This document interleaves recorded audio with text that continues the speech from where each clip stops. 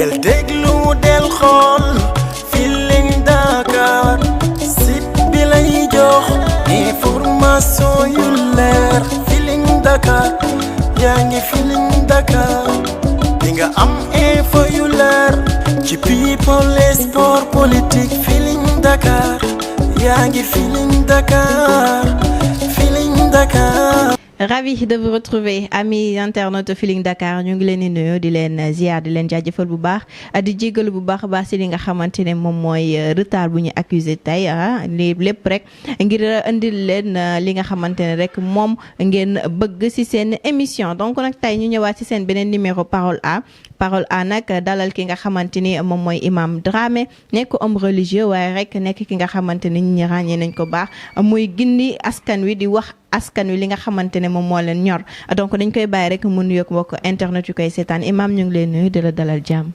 waaw salaamaaleykum wa rahmatullah. maa ngi lay fay. di nuyu waa Feeling Dakar yëpp. ak ñi nga xam ni ñu ngi ci internet bi. di topp Parole A. di leen féliciter ci taxawaay bi ngeen di def. ak liggéey bi.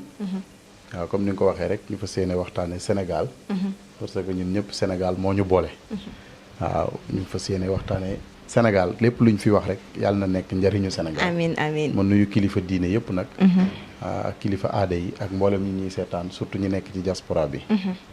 jërëjëf comme ni nga ko waxee rek duñu bañ a waxtaan nag si li nga xamante ne moom mooy actualité waxtaan itam si li nga xamante ne mooy diine parce que nag macha allah nekk nga chroniqueur donc nag di waxtaan si lépp li nga xamante comme ni nga ko waxee tout à l'heure day ñoŋal askanum Sénégal ngir jàmm am si suñu réewum Sénégal moo tax nag dañ koy dooree rek ak li nga xamante ne moom mooy projet de loi bi nga xamante ne yéen ñi yéen a ngi ko doon amal nga bokkoon nag si li nga xamante ne rek mooy ànd sàmm jikko yi ngeen amaloon xeex boobu noonu ba ñëpp amoon si yaakaar askanum Sénégal ñëpp àndoon si itam ñu ngi fàttaliku place de la nation sénégalais yëpp ñëwoon nañ fa macha allah ngir xeex boobu noonu ñu aboutir li nga xamante ne moom lañ bëgg donc nag tey jii nii ñu dem ba assemblée nationale ñu war ko voter war ko valider sax mën nañ ko wax ngir ñu criminaliser ko si suñu réewum Sénégal mbir moomu noonu mujjuta antu ñu rejeté ko tey ji yéen ñi nga xamante ne ngeen di jug pour xeex askan bu leen si doon jàppale tey naka ngeen jàngatee loolu ak yan suivi ngeen si def. waaw maa ngi lay sant bu baax ci question bi d'abord nga may ma sant sénégalais yi nga xam ni ñun ak ñoom ñoo àndoon xeex bi sant bi nag ñu commencé ko ci xalifa généraux yi nga xam ni xeex bi ñoom ñoo ko porté woon ñun seen ay ndaw rek lañu woon ku mel ni Serigne Mountakha hafizahullahu wa ayyadahu wa nasara Serigne Babacar Sy Mansour ak Cheikh Mahi Niass ak ku mel ni le xalifa général de Thiénaba nga xam ni ki fi nekk nii sax booba nekkaguloon xalifa waaye ki fi nekkoon ca jamono boobu bañ fay dem moo fi nekkoon waaye li ma bëgg a wax sant tamit église bi parce que réew mi unanimité ñëpp ñoo àndoon def benn bloc pour nekk ci ginnaaw ànd sàmm jikko yi pour ñu def proposition de loi yóbbu ko assemblée nationale kon mën nañ ni réew mi yëpp lañ war a sant ci taxawaay boobu ñu ci am di xam ni ñun da ngeen ñuy gis nii rek ci kanam waaye ñi nekk ñi nga xam ni ñoom la ñuy liggéeyal dëgg mooy askan wi kon askan wi unanimité ñu ngi leen di sant rawatina député yi nga xam ni am nañ courage porté woon loi bi pour yóbbu ko assemblée nationale su ma ci limee ku mel ni Mamadou Lamine Diallo rek yóbbaale na ñi ci des ñëpp géew sant waa ànd sàmm jikko yi yëpp parce que ñun dañoo jàpp ni am nañ ndam li mooy le fait que ñu conscientiser Sénégalais yi ci agenda bi nga xam ni Nations Unies am na ko ak UNESCO pour maanaam fexe ba mbirum góor jigéen borom ñaari tur yi ñu lawal ko ci àdduna bi rawatina suñu réew mi di Sénégal ñun bi ñu yógee agenda boobu rek ci lañ def alerte mooy jóg sensibiliser Sénégalais yéen médias yi tamit ngeen jàpp ci ba wax dëgg yàlla message bi tey fu ab Sénégalais nekk ci àdduna bi rek bokk nga ci combat bi rappeurs yeeg juristes yeeg ñëpp daal kon combat bi du combat wu ànd sàmm jikko yi mais combat wu réew mi la woon waaw léegi nag réew mi ñun def nañ li ñu war a def waaye ñun nag xam ngeen ni mënuñoo voter loi loi ñi koy voter mooy assemblée nationale effectivement moo tax bi ñu ko yóbboo assemblée nationale ñu def loo xam ni jàpp naa ni histoire dina ko bindaat. mooy bis bu ñu nee ba ànd sàmm jikko yi taxawee. ànd ak nation bi réew mi. pour ñu jël benn loi yóbbu ko assemblée nationale. am na juróom-ñeenti nit 9 personnes. yu dajaloo kidnappé loi bi parce que loi bi rejeté wuñ ko mais dañ ko kidnappé. si naka noonu Imam. waaw kidnap bi mooy nanguwuñ sax mu dugg assemblée. d'accord nanguwuñu sax ñu waxtaan ci. dañ cee teg seen tànk dañ cee teg seen tànk. d'accord loolu nag kenn mënut a wax lu mel noonu te doo ci cité ku mel ni Macky Sall. parce que Macky Sall moo yilif assemblée nationale. moom moo leen di defloo. moo leen di dindiloo. moo tax ma ni c'est historique tey kuy bindaat histoire réew mi. di nga ko bind. parce que histoire arabe yi dañuy wax ne at taarixu laa yarham. histoire du pardonner nit. tey jii sun maam yi. ñi fi nekkoon di xeex histoire bind na leen. waaye ñi fi nekkoon tamit jël sunu maam yi di leen jaay tubaab yi histoire bind na leen. d'accord kon malheureusement li wolof naan ci xalam demoon na bay neex. waaye bum nga dog ñun nag li ma gëm mooy le combat est loin d'être terminé. donc jamono ji dogguma la Imam. yéen bàyyiwoo leen. non tey lañ gën a taxaw parce que ñun lépp lu ñu yoon may loi may ñu ko dinañ ci jaaraat pour agenda boobu. dakk moo tax ànd sàmm jikko yi bi ñu dajaloo mboolem coordonnateur yi ñëw yi ñu am ci 45 départements yëpp sunu coordonnateur jiite ko Ababacar Mbuub ñu ngi koy sant moom tamit nga xam ne l'infatigable la du sonn def na tournée 45 départements yi nekk Sénégal yëpp pour ñu xeex ngóor jigéen ku mel ni Makhtar Sarr Cheikh Omar Diagne ñun ñoo ci nekk man mii ma bokk ci cellule communication bi comme ni ma la ko waxee ñuy dox tamit ci ndigalu kilifa diine yi. parce que bu ñu fàtte ne Serigne Babacar Sy Mansour moo njëkk a jàkkaarloog ministre de l'intérieur. devant les caméras jamono Aly Ngouille Ndiaye moo fi nekk mu ne kon na ngeen jug ci mbirum góor jigéen yi.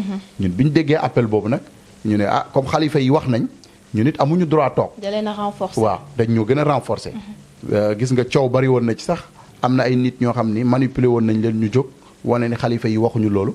waaye ku déggu déclaration bi Serigne Mountakha mujjee def wane na ni mbirum góor jigéen Sénégal yëpp a ci yem position moo xam diine islam la wala diine christianisme ñëpp dañoo dox ci ñu criminaliser ko. li tax nag ma ni la le combat est loin d'être terminé. ñu ngi woote benn rassemblement boo xam ni ci mois de février lañ ko programmé.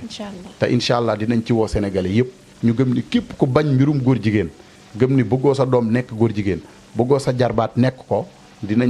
dinañ taxaw def rassemblement wanaat àdduna bi ni le peuple sénégalais tey taxaw nañ pour wane ni d'accord ñu ci maanaam agenda LGBT bi nga xam ni ñu ngi ko bëgg a imposer réew mi ba suñ ministères yi ñu koy indi lu mel ni genre yooyu daal lañ wax ni dinañ ko xeex nag selon li ñu loi yi may parce que ñun ñi ci nekk ñëpp ay responsable lañ li ñu tax a jóg rek mooy sàmm ay valeur parce que réew bu ñu koy wax valeur moo tax rawatina nag question bii nga xam ni unanimité ci réew mi ñëpp nangu nañ pour xeex ko ba mu des rek waa Benno Bokk Yaakaar ak ñi ànd ak Macky Sall ñooñu rek ñoom ñoo taxaw ni agenda bi day jàll waaye képp ku gëm moral gëm éthique jàpp nga ni tey mbirum góor jigéen dañ ko war a xeex moo tax ñun di incha allah dinañ ci ñëwaat communiquer ci di leen ci woo yéen presse bi xam ni ñun ñi ñëpp yéen la ñuy liggéeyal ñun xeex bi yéen la ñuy xeexal parce que tey dañuy xeex pour sunu doom yi ak sunu njaboot yi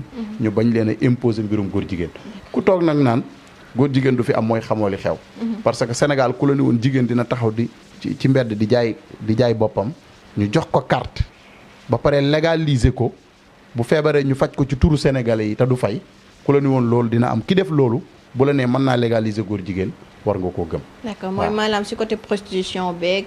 lesbienne beeg yëpp daal lañ ngeen bool yëpp. si biir xam nga sa prostitution moom ñëwaguñ ci. ñun fi mu ne li ñu gën a intéressé parce que mënoo. par pàcc la d'accord ànd sàmm jikko yi li ko tax a jóg rek mooy ay valeur yi réew mi am. yi réew mi am nga xam ni réew mi sax république bi fi la ko fekk. parce que réew mi nee naa la ngor ak jom ak fulla ak fayda loolu diine fi la ko fekk. am na sunu maam yoo xam ni.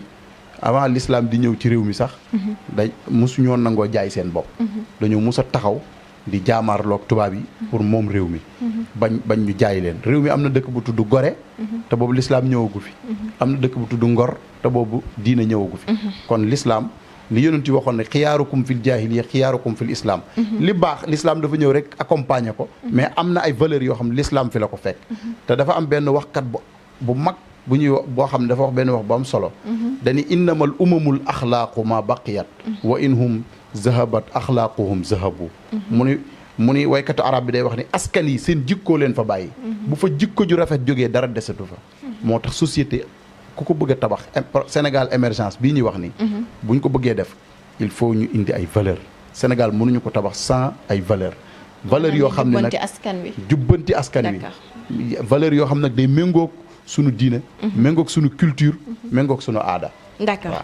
méngoog suñu culture méngoog li nga xamante ne mooy suñu aada si suñu réewum Sénégal donc xeex wàllum góor jigéen nekk na mbir bi nga xamante ne jeexagul selon ki nga xamante ne mooy Imam Dramé nekk bokk ci li nga xamante mooy ànd sàmm jikko yi donc ñoom ñu ngi waajal comme ni mu ko waxee benn manifestation bu comme bi méngoo la ko bële passé fële ci place rassemblement ci place de la nation comme la dernière fois fi ngeen ko defee ci mois de février le 20 incha allah le 20 février bii ñu jëm jàpp nañ ko ñu ngi koy commencé publicité ci média yi te publicité bi ñëpp dinañ ci jot ñu ngi ci woo média yëpp di ci woo sénégalais yëpp ñu xam ni xeex bi ñoo ko bokk nekkuñu fi pour xeex ay régime nekkuñu fi pour di politique comme ni ñu koy waxee ñun li ñu fi tax a jóg rek mooy valeurs yi nga xam ne sunu maam yi indi woon nañ ko fi ñu xeex ba mu des ci réew mi mais imam dogguma la mais xeex bi est-ce que dina yomb parce que tey bu ñu toogee ba yenn kilifa diine yi nga xamante ne dañ leen di bàyyi xel ñoom ñuy toog di mel ni dañuy jàppale wala di soutenir li nga xamante ne mooy góor jigéen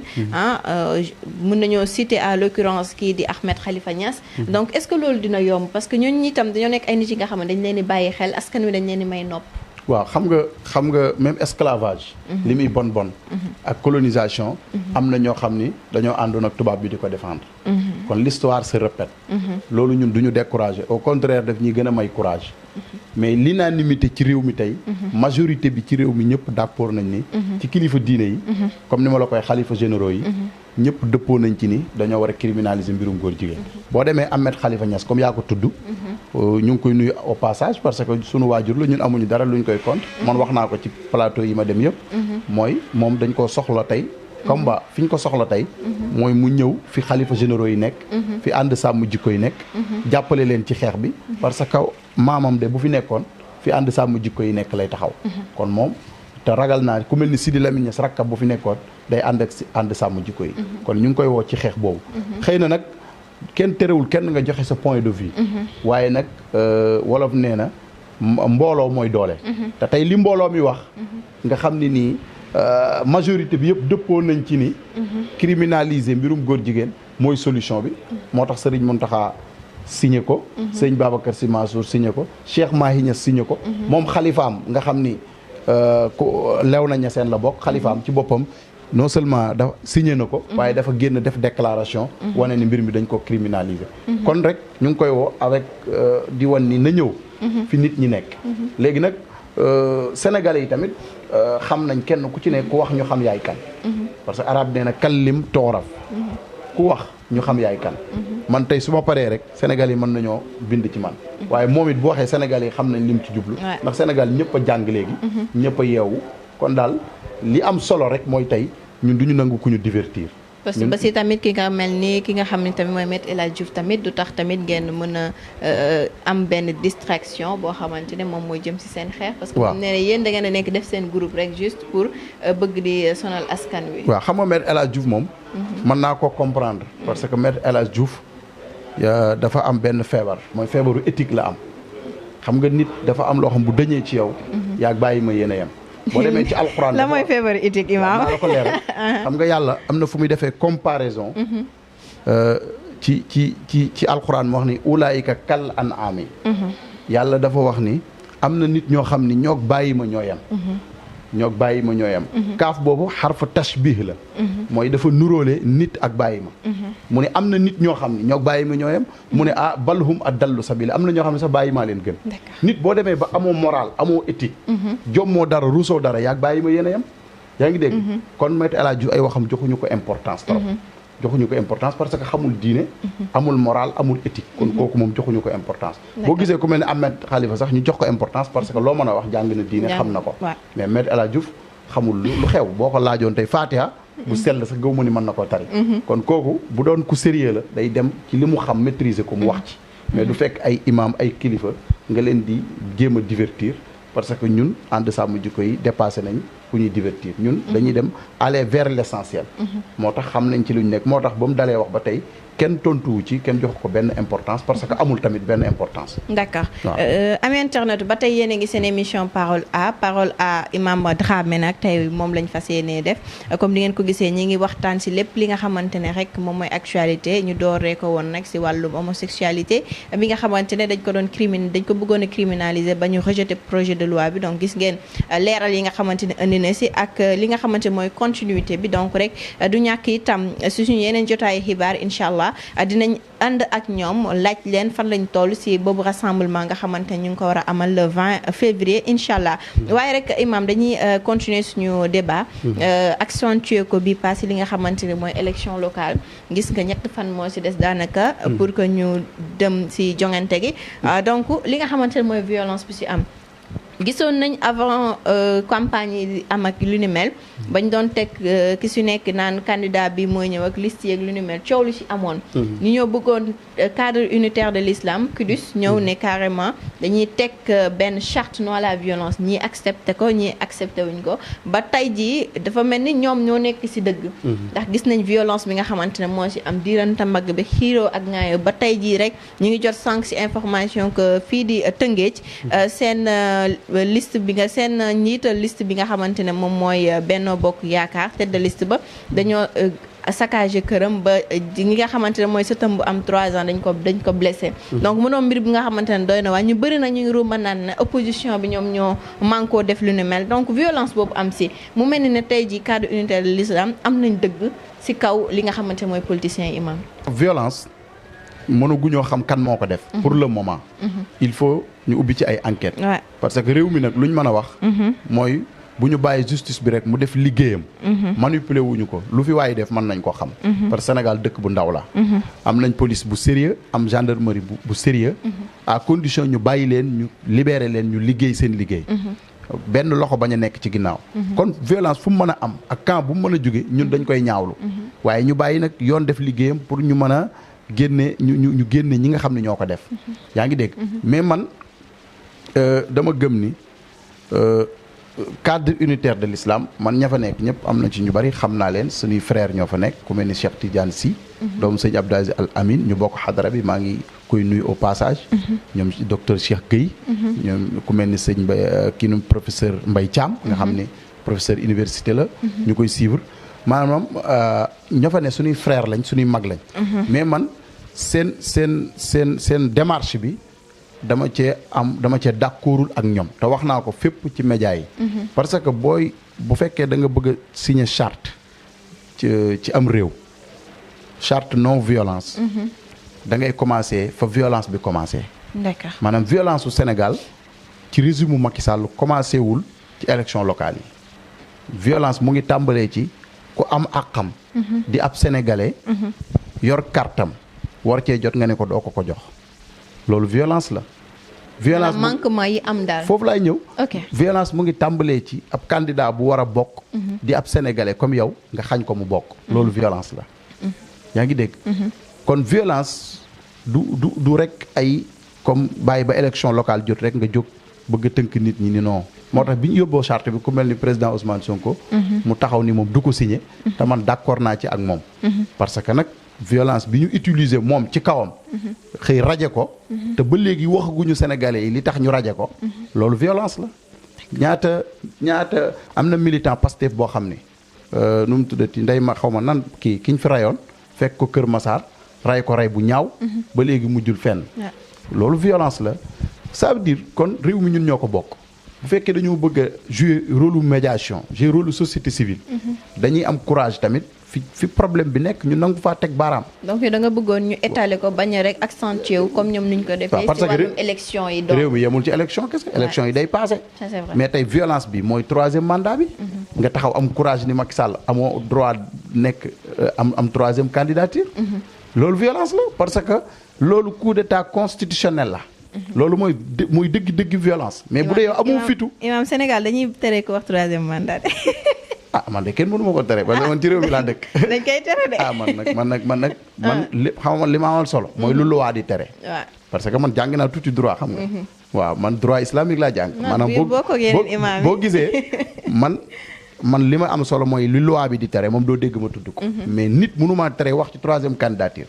rawatina 3e candidature boo xam ni yoon nanguwu ko. yàlla bu ñu fi jël si rek. non man moom kenn du ma jël si.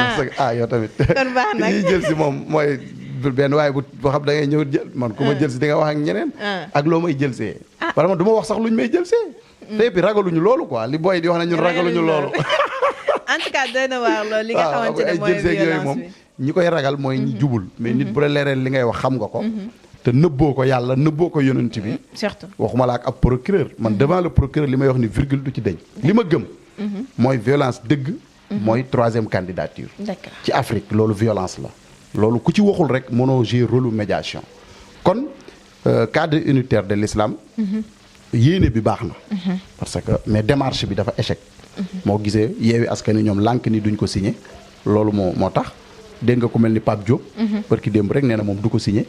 waaw parce que kon yooyu amul solo li am solo rek mooy nañ bàyyi justice def liggéeyam. ci képp ku utiliser violence jëmale ko ci askan wi. moo xam opposition nga bokk. wala pouvoir nga bokk. loolu la ñu war a encourager parce que réew mi am nañ loi yoo xam ne waajal na loolu nañ appliquer loi yi rek jàmm ni ñooy. effectivement parce que même li ngay wax nii rek boo xoolee li nga xamante ni ñoom ñooy politiciens ñu ci bëri dañ naan. ñu ci bëri ñi nga xamante ne duñ ko voté dañ ne imam man du ma voté parce que doxuma ci violence. ñi war a voté loi bi wala ñi ko war a signé mooy ñi nga xamante ni ñoom ñooy dox ci lii di violence mu mel ne rek ñi ko bañ am na fu ñu ko teg. fu wóor xam nga fi ñu ko teg réew mi dafa am lu ñu tuddee charte ndeyu réew mi. mooy constitution bi. kooku moo ëpp solo nañ ci dem. parce que charte boo xam ni. ki ko signé. ki ko indi amul dara lu ko may doole tey. pour buñ ko appliqué wul mu mën a weñ loxo ñi ko bañ a appliqué. xam nga kon kooku amul sens. kon léegi nañ dem ci charte ndeyu réew mi charte ndeyu réew mi moom tere na violence. lii tax violence bi jeex mooy ñu fexe ba Sénégalais yëpp voté normal bu Sénégalais yëpp voté normal ki gagné ñu jox ko ngañam bañ koo fuqati. yaa ngi dégg règle du jeu yi nga xam ni élection yi teg na ko ñëpp d'accord ci. mais élection locale yi dafa loolu laa jàpp ni mooy mooy vrai waxtaan wi. mais yeneen yëpp ay divertissement la moo tax man yaa ma ci wax loo sax mais kon man duma ci wax. ci la bokk ndax ci actualité bi la bokk ndax mënoo waxta doo ci wax mais tamit ñu jeexal un tout petit peu ci li nga xamante mooy élection locale yi liste yi bëri woon na ay problème lu ci am ruumandaat beeg jaxase bi ñii naan ñii ñoo sàcc fii ñii ñoo jaxase fii liste yi tamit andi na coow ñu ci bëri ne élection yi est-ce que dina jaar yoon le 23 janvier. waaw élection yi nguur gi moo ko saboté boo bëggee dégg-dëgg. dañ ko saboté ba pare dañ ko saboté ca commencement ba. d'accord fichier électoral bi da nga gis kenn ku ko yor yow gis nga Sénégal colonie man xam naa li nekk ci fichier bi. est-ce que gis nga ko en tant que journaliste. non gis man boobu ba léegi maa ngi koy laaj journaliste yi laaj naa ko leader yi kenn mën laa wax lu nekk ci fichier bi. yow booy dem ci ay élection xamoo li nekk ci fichier bi. loolu kay violence la. booy dem ci ay élection liste yeewi askan wi rek la ñu rejeté. mos nga gis nga benn liste Macky Sall bu ñu rejeté foofu kay la violence tàmbalee. loolu la ñu war a wax. élection yi kon dañ koo saboté ca départ ba. parce que le fait que ay élection am nga bëgg ñii bokk ñii duñ bokk rek yow yaa saboté élection yi. waaw léegi nag nañ seetaan xool. ba xam fu wànnent di mu jékki gëtam mais daal élection la yoo xam ne mënoon nañoo bàyyi ñëpp bokk surtout nga xam ne Sénégalais yi bi yoon dañuy fal direct maire du ay conseillers ñooy dajaloo di fal nga xam ni loolu ay dil la woon rek da nga daan jënd conseillers yi ñu votel la mais bi yoon askan wi ci bopp ñooy tànnal seen bopp maire mënoon nañoo may occasion Sénégalais yëpp tànn seen maire man daal loolu laa gëm mais yeneen yi ñuy wax nii moom ñun duñ ci sori li am solo li may wax mooy vigilant laay waxte opposition bi nañu vigilant bañ a nelaw ñu superviser vote bi ba pare toog ñu compter ko ñu joxe ko comme yéen journalistes yi tamit ngeen jàpp ci taxaw joxe résultat yi ci ni mu waree kenn bañ a manipuler kenn parce que loolu rek mooy jur jàmm leneen luñ ci def xoolam wax ji mën naa amuñu jot manipuler waaw non réew mi ñun xam man ay élection daf ma fay yàgg fekk man réew mi bu ñu sànni xeer man ci réew mi laa dëkk man élection daf ma fay yàgg fekk yow si ñun nga bokk si journaliste yi nga bokk waaw non sànniwu ma leen xeer dama leen di wax pour ngeen gën a jël seen ay responsabilité gëm ni yéen a war a joxe information kenn waru leen a xoqatal kenn waru leen a manipuler parce que réew bu jagee presse moo joué rôle am waaye bu réew bu jagul rek presse joué wul rôle am. effectivement te réew mi lu ñu mën a wax dañ fay amoon ay journalistes yu mag. ku mel ni ay ki gaañu nu mu tuddati te ñu tuddee ko maison de la presse bi Babacar Touré ku mel ni ay Sidi Lamine Niass journalistes yi yooyu. donte ay ku mel ni Latif Coulibaly sax du ma ko ci boole parce que moom sànni na pilimam. yaa ngi dégg mais am na ay journalistes yu mag yu fi nekkoon yoo xam ni réew mi rek moo leen taxoon di wax. dañ génnee seen pilim rek waaw éthique ak déontologie. kon yéen bu leen bokk ci journalistes yi nga xam ne dañuy jaay seen pilim. tax boo ko jaayee bis dina ñëw nga bëgg koo joxaat valeur te du sotti. d'accord foofu rek laay waxee mais waxuma pour sànni leen ko. au contraire damay wax pour ñaax leen. d'accord Imam mais askan wi yaa ngi wax sànq ne askan wi ñooy fal askan wi ñoom jamono ji dañoo am problème si yan anam la ñuy voté parce que nag dañ ne élection locale da ngay voté maire commune bi. waaw nga tànn itam. maire ville bi. donc problème boobu tamit mu ngi causé parce que on est à 2 doigts des élections. askan wi xamuñu. nan lañ koy voté. waaw loolu jàpp naa ne ñi ci ëpp intérêt pour communiquer ci mooy opposition bi. leader yi ñoo ci war a def conférence de presse. waxtaan ci ak askan wi. parce que nit mën naa am yéene voté la dem ba ci biir du xam nu ñuy voté. effectivement waaw gis naa nag ay quelques réseaux gars yi ñu ngi koy jàllale. mais yemu xam nga Sénégal ñii seetaan réseaux sociaux yi bari wuñu tey waroon na seen caravane yi ak seen discours yi ñu boole ko ci. état bi tamit la waroon a war. foofu laa waroon parce que état bi lañ jox budget. nit coow bi nga xamante moom la askan wi dox naa xamuñu ba xam ñaari enveloppe lañu war a dugal wala ñaari kii la xamuñu. est-ce que loolu nekk rôle état bi. mais c'est très important xam nga élection yi mooy li ma la wax état bi moo saboté élection yi. parce que élection yi. essentiel waxuñu ci. yi ñu war a waxuñu ci. mooy nit ñi ni ñuy voté sax xamuñu ko. ñu bëgg a tënk nit ñi. ci ay charte ak yu ñàkk fayda yooyu. li am solo état dañ ko jox budget. yaa ngi dégg. waroon nañu dem ci télévision yi dem ci média yi organiser ci ay conférence nit ñi xam nan la ñuy voté. loolu moo ëpp solo lii ñuy def nii di divertir nit ñi. yaa ngi dégg maa ngi dégg sànq rek ci internet bi ñu naan ku mel ni Barthélémy Diaz. ñuy wax naan nee na dafa wàcc ba pare. dafa lekk pare wëccu dafa wàcc ba pare lekkat liñ bëgg ñu ngi divertir sénégalais yi. di leen divertir ci lan gëmloo leen ni. lépp luñ mën a def pour diaboliser opposition bi ñu ngi koy def te loolu amul solo. sénégalais yi tey yeewu nañu. Barthélémy Dias déglu naa ko li mu wax lu leer la dañu buñ ko falee maire Dakar. moom dina pare pour liggéey ak état bu Sénégal. état bu Sénégal nag du Macky Sall. Macky Sall président de la république. mais état bu Sénégal mooy république bi. loolu képp kuy maire da nga war a liggéey ak état bi. loolu yaakaar naa amul benn amalgame. ku bëgg a dugal ci xelu sénégalais yi leneen yaa ko ci bëgg a dugal te sénégalais yi duñ nangu loolu. li ma gëm boo gisee maire Barthélémy Dias ñëpp am ci moom yaakaar. mooy Barthélémy loo ko mën a waxal mooy du trahir du nit kuy war. day wax li muy def waaw li mu gëm loolu lay wax. d'accord mu nekk croyant gëm. nekk doomu église bi. ñu respecté ko trop ndax comportement man joxuma dërëm te soxlaalu ma ko dërëm. man parce que man je suis libre. pour wax li ma xalaat. parce que kenn dundalu ma. alhamdulilahi rabbil alamin kon man dama am ci moom yaakaar. yaakaar googu ñu am du ay détails moo ko war a yàq. Sénégal yi nag kenn ku ne libre nga voteel ku la neex waaye man Imam Dramé man. li ma gëm mooy Barthélémy mooy meilleur profil pour Dakar. te man moom laay votel te maa ngi woo Sénégalais yi pour ñu votel ko. ku ci nekk am nga ci droit ku ne nag am nga droit votel ki la neex waaye man critères yi ma ko teg. mooy xeex bi nga xam ni injustice bi ñu teg Khalifa Sall. Barthélémy rek moo taxaw xeex ba mu jaral ko dem kaso. du benn yoon du ñaari yoon du ñetti yoon. kooku bu doon jaay boppam booba lay jaay boppam. waaye ragal naa du dem ba yeewi askan wi élire ko mu nit ñi am ci moom yaakaar pour jox ko Ndakaaru ay nit di manipuler ay nit ñuy wax naan day transhumé Barthélémy du mus a transhumé loolu moom mën naa koo rassuré. doy na waaj d'autant plus que sax entre parenthèse bu ndaw rek ndax loolu duñ si débat entre parenthèse yi su bëri ñu ngi naan papaam mu ngi si parti li nga xamante ne mooy pouvoir bi. mais du tee moom mu ngi nekk focus si li nga xamante ne moom mooy kii papaam loolu mooy démocratie. man maa ngi ni samay frère ñu bari Macky Sall lañ àndal. man sama sœur bu ma bokkal ndey ak baay Macky Sall la àndal.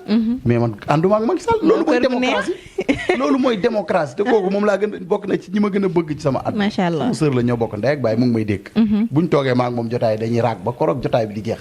parce que man politiquement. Macky Sall convaincre ma. parce que damaa bokk ci ñi ko jàppale woon ba jox ko réew mi.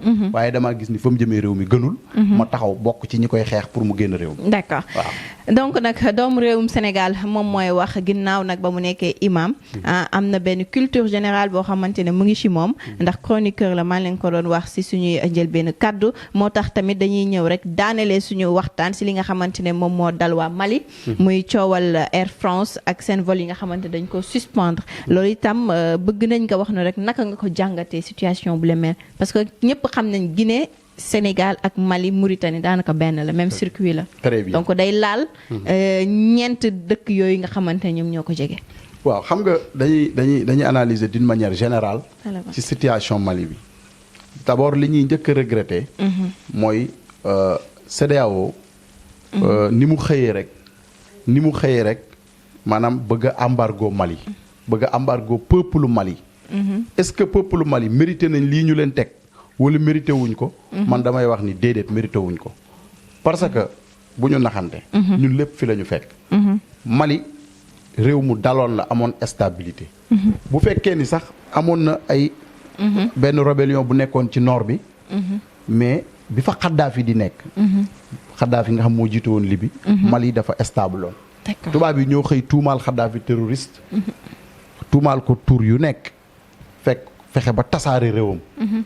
fexe ba rendi Kadhafi rey ko rey bu ñaaw te Kadhafi lu waay mën a wax Afrique la gëmoon gëm panafricanisme di ko dund biñ déstabiliser Libye ci la yenn arme yi daw dugg Mali yaa ngi dégg tubaab yi français yi rawatina français yi occidentaux yi d'une manière générale maanaam OTAN ñu fexe ba indi dugg Mali biñ duggee Mali tamit Mali taxul mu stable maliens yi ci seen biir di rayante France yàgg na fa mais amu fa benn résultat yàlla na ko yàlla yërëm IBK moo fa nekkoon ñu dem ba ci biir xam ni kii du solution pour Mali armée bi ñëw jël pour résumer armée bi ñëw jël réew mi armée bi waxuñu ni ñoom dañuy toog ci réew mi à vie dañoo ni réew mi nañ leen may temps ñu dajalewaat askanu Mali fexewaat ba sécuriser Mali yaa ngi dégg rébellion bi fa nekk ñu xeex ak ñoom génn leen fa loolu nag yaakaar na képp koo xam ne intérêt Mali rek moo la tax di wax waroo ko bañ parce que coup d'état kenn àndu ci amul benn africain wala benn nit bu gëm démocratie bu gëm coup d'état waaye coup d'état boo xam ni da nga koo def koo xam ni dafa foqarti nguur mais li ma bëgg a wax rek pas troisième cas mais dama bëgg a wax ni la ko taxoon maliens yi fal ko nekk ci woon moo tax gars yi foqarti nguur gi ci moom yaa ngi dégg kon armée bi nañ leen may battement ñu def transition boo xam ne même bu duré 3 ans ba 2 ans ñu xool intérêt Mali ba ñu stable la daal waaw ba ñu stable mais jarul yàkkamti di wër di def ay sanctions yoo xam ni du yem ci Mali kese parce que sanctions yi Sénégal ci moom lay gën a metti parce que ñun tey li ñu am lépp ci wàllu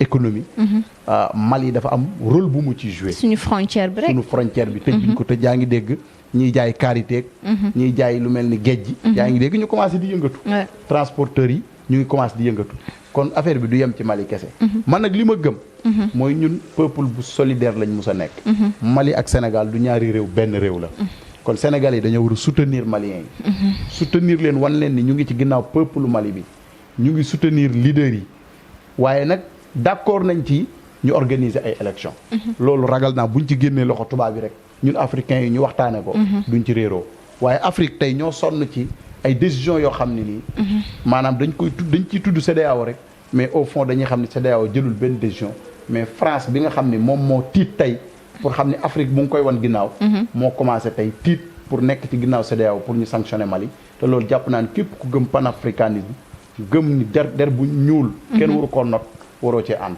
man moo tax maa ngi woo Sénégalais yi di leen wax ne nañ taxaw ci wetu Mali parce que suñ maam yi fii ñun ñëpp koo ci dàq juróom-ñaari maamam day dellu Mali am petit ressource bi nga xamante ne sax mu ngi koy gañaloo Air France parce que maliens dañuy voyager tout le temps boo demee si dëkk àll yi seen oto yi rek ñoom ñooy nekk di maanaam coup d'état bi kenn amu ci maanaam nuñ koy waxee embargo bi kenn amu ci intérêt kenn ci am intérêt muy France parce que moom maliens yi ñoo dem ba wóolootuñ ko amatuñ ci moom confiance. d'accord yaa ngi dégg gis nga tey groupe Wagner ba fa nekk.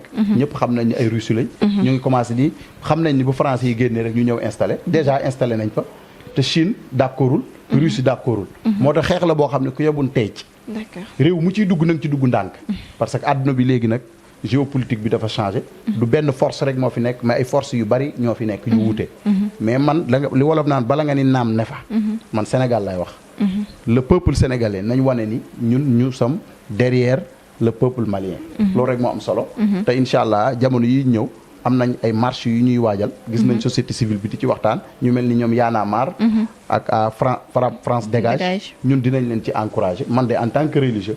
incha allah kenn du ma jiitu ci marche boobu. d'accord ça a été un plaisir vraiment imam ma dalal la si sama plateau Parole A di la remercier waat encore une fois ndax lu ma la remercier doyul jël naa sa temps bi di la remercier encore une fois si disponibilité itam bu nga accordé du ma ne man sax mais bi nga accordé internetu Feeling Dakar ba ñu mën a jàng si li nga xamante ne moom ngay baaxee saa su nekk askan wi ngir ñu mën see jëlee njëriñ donc dama lay remercier di la ñaanal yàlla suñu borom gën laa taxawal gën laa cëral bu baax a baax sàmm la donc ma lay bàyyi ngay tàggatoog mbokk internet yi la doon seetaan ci sa émission Parole A. waaw maa ngi lay sant bu baax yow laa war a sant yow mi ma may occasion ma waxtaan ak sénégalais yi. ñun lii sunu mission la parce que lii lañ donn ci sunuy maam.